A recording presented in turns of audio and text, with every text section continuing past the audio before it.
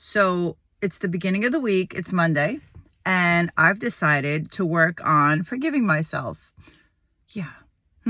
Sounds easier than it is, especially for me.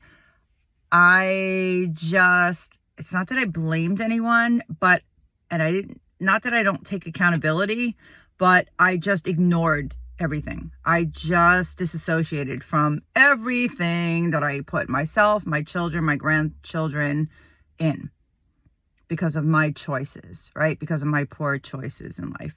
With it's basically who and the people that I chose to be with, the people I chose to trust. Looking back, how could I trust these weirdos? These people that it's so blatant, it's so obvious, it's so right in my face now who and what they actually are. But I didn't have the tools, I didn't have the knowledge, I didn't have the life skills growing up to know that this was not okay. I thought it was the norm.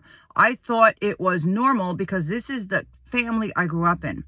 The police coming in, the boyfriends, the bad guys, the mafia, you name it. I lived it. I survived it. No more. No more. I knew with my kids, and I thought when I met my ex, I thought it was going to be different.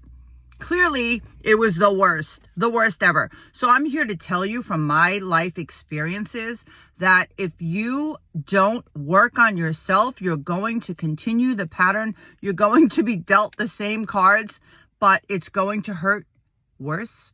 It's going to cause more damage.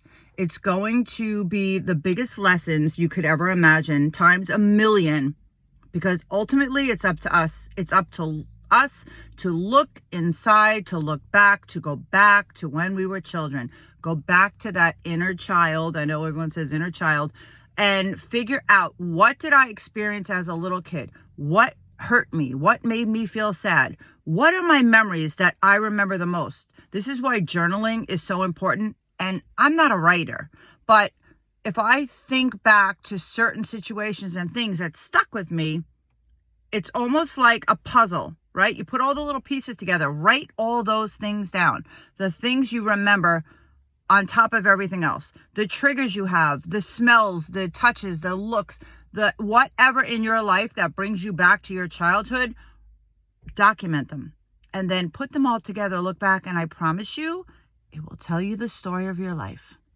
The story of your life from when you were a child will help to heal you in your present, in the now, and going forward in the future.